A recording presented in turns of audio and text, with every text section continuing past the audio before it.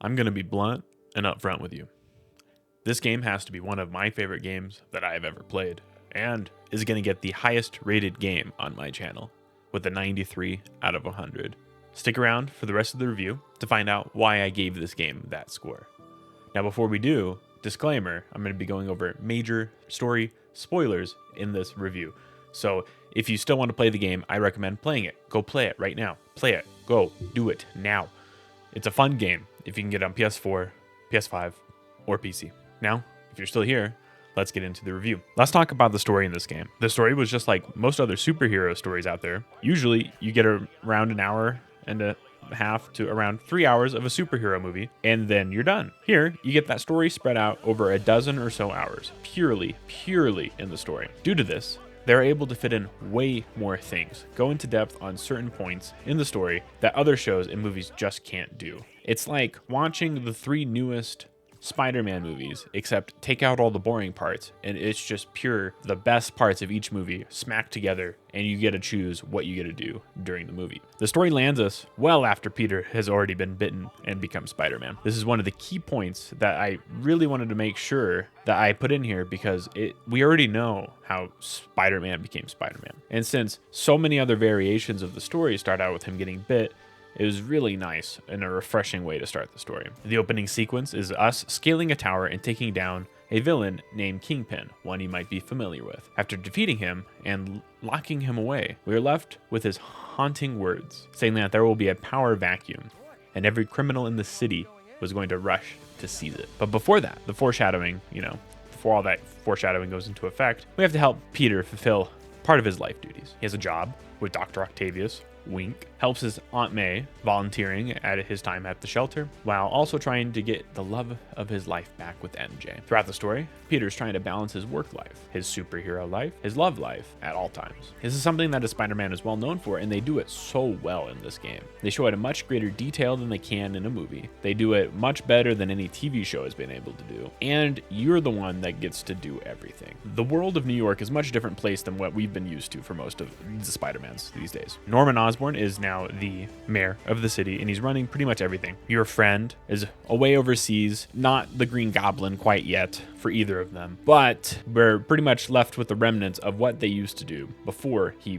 left New York. Immediately, we're introduced to Peter and his friends. MJ is a reporter doing her job at the Daily Bugle, coming up with all sorts of stories, and that's where we get him run into her, is at one of her big stories where this power vacuum has started to create a wide gap in who is controlling the underworld of the New York City. We figure out that this new gang is coming up, and they're going to do something really big. They're going to come out and they're going to take control of what vacuum we left behind. And MJ is the reporter at the forefront of this. We work with her and we figure out all this information about them, eventually leading to finding out what they're going to do. They're going to try to take down Norman Osborn, and they're trying to find a specific thing that he used back in the day that he's trying to keep under wraps, but could be a huge weapon against humanity. And they want Norman Osborn to be completely the person to blame for this great tragedy that they're trying to bring along. So throughout this, we're going around, we're fighting these guys. These guys are, I thought, way harder than the Kingpin mercenaries, but whatever. So we're fighting them. They're doing stuff. The fight scenes with the bosses are just amazing. We're going through, we figure out who's the leader of this new group. He actually happens to be Aunt May's boss, which is hilarious. I thought, he runs a freaking charity, and he's actually the leader of these. That's just insane to me, but whatever. And we figure out, we do all this stuff. So that was pretty much the first act of the game, figuring out all this stuff. The second act of the game, we move in and we're trying to actually take down these people.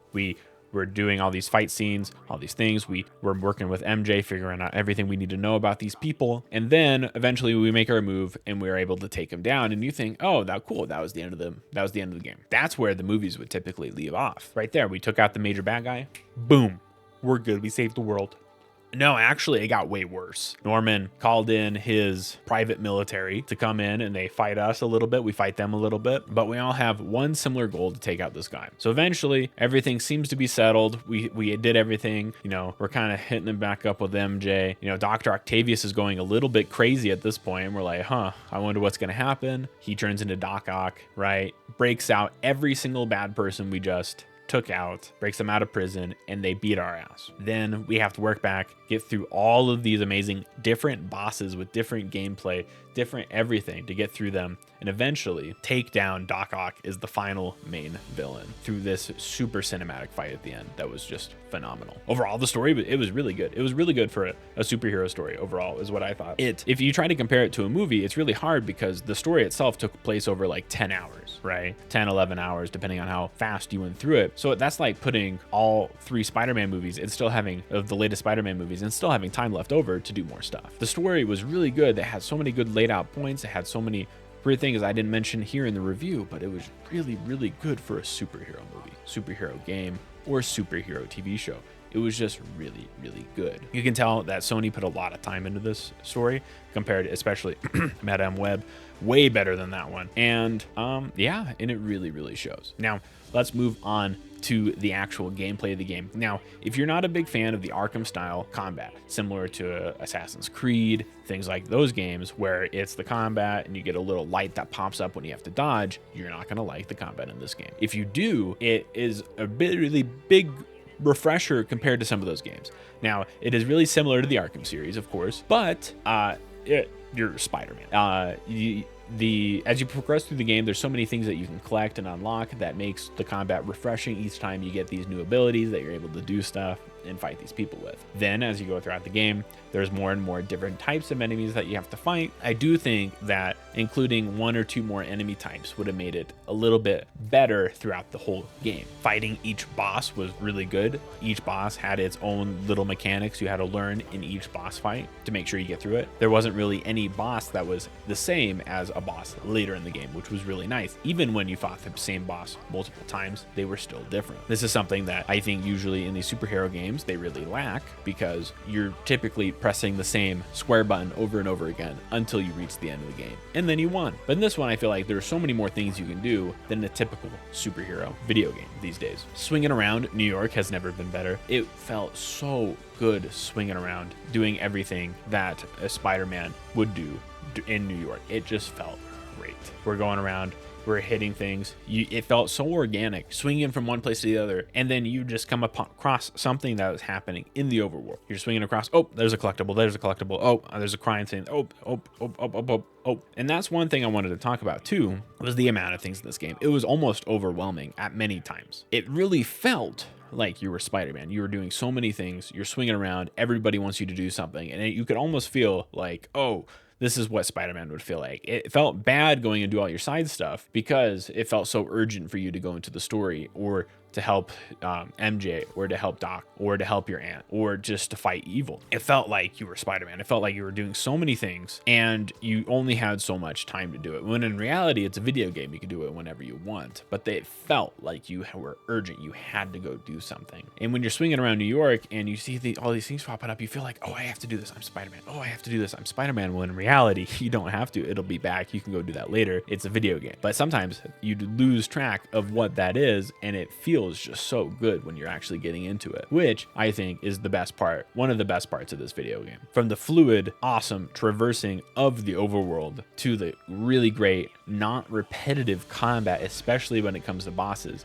It just felt amazing. Some of the out of place portions of the game is when you played as Miles or MJ. I understand where people came around and they complained about the MJ missions, but I didn't think any of them were hard. I got through them typically first try each time, and I thought it was a nice little break to sometimes playing as Spider-Man, but also it was like, I kind of just want to play a Spider-Man game. I don't want to play as Miles yet because he's not a Spider-Man. And those are like the stealth missions. Typically all of them were only stealth missions because they can't really do anything, and I don't know. Those ones were a little weird. Let's talk about some of the side quests too. A lot of the actual puzzles and side quests in the game were really, really interesting, especially because they went in depth on actual scientific things and put them into a mini game, which was really cool. Like matching up the elements and like the radio waves and stuff like that was actually something that you could do in real life, and was really, really neat to see it in a video game form, because this is what Spider-Man would be doing. Peter Parker would be doing this sort of thing, which was really, really neat to see. I think all of the overworld stuff really fit in together. You weren't really like stuck doing something and you have to redo it over and over again. I think the main things that kind of stood out sometimes were the strongholds that would take a little bit longer, while everything else, once you finish them, it almost lead you straight to the next thing. Like the developers wanted you to go here, and that was really great to see. So moving on from gameplay, we're going to go over to graphics. Now, I was playing the remastered version on the computer, right? This is not the PS4 version that came out way long ago. This is the more recent PC version of the Spider-Man video game that came out in 2016. Now, this game, it looks great on the computer, right? Now, I would say, just like typically most PlayStation ports to the PC, it does not run very well, as well as I would like it to. And having to put on the DLSS, and not even the newer version of DLSS, you can definitely see a lot of the early generation problems that DLSS had. Other than that, so there was most of the time you couldn't even tell DLSS was on.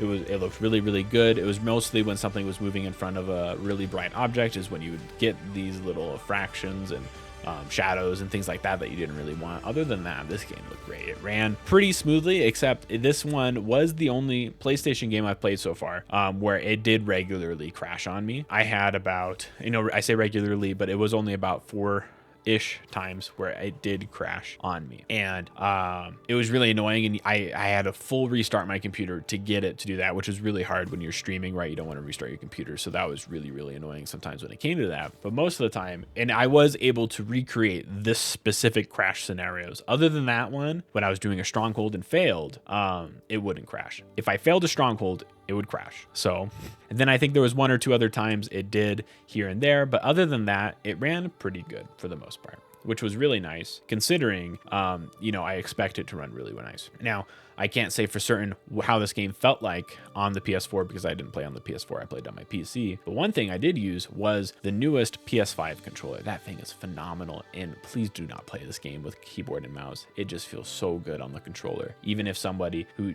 doesn't use controller very often, it just felt so good. I would use controller 100%. Other than that, the graphics, it looks like the game came out a couple years ago. I understand. It just it blows me away. Some of these ports they made the game look so good. I just wish they made it run a little bit better, especially when they were able to get it to run so well and look so well on a console that came out 12 years ago, 10 years ago, So that's my only gripe with this. Overall, this game was flippin' amazing. Some of the systems in the game, I think every system in the game, it felt like it had to be there. All the quests felt like it had to be there. All the side missions felt like it had to be there. All the collectibles felt really, really good in the game. I don't think there was really any point in this game where I was like, dang, I don't think that should have been there. Even the MJ and the Miles Morales portions, it felt like it added to the story, and it felt like it added to the gameplay. But I understand why people would be upset about it, because they want to play a Spider-Man game. They don't want to play an MJ game. But also, are there some ulterior motives there that they don't like playing as her? I think so for some of those people. The loudest complainers are often the smallest part of the community. Other than that, like I said before, this game was freaking amazing. I gave it a 93 out of 100, beating my Tears of the Kingdom review. It is one of my most favorite recent games that I have played, and I hope that everybody and anybody who can and get a PS4 or PS5 or a computer to play this game to play it. Now, it becomes an even better deal when you can get it on sale like I did. It was about 40% off. Such an amazing deal for such an amazing game. If you can get it for that much, please get it, this game, and buy it. Now, $60, of course, is hard to ask for these days for any game. I feel like when you're having to spread that dollar so thin sometimes. Getting it on sale, Steam Summer Sale, anything like that, such a good deal. It regularly goes on sale outside of the regular Steam sales, so I would suggest getting it there too. If you've played this game and you agree with what I said, please leave a comment, like, subscribe, all that jazz. More reviews like this coming out soon when I play more single player games along with other games. Now, I hope you guys all enjoyed it, and I will catch you all on the next one. Peace.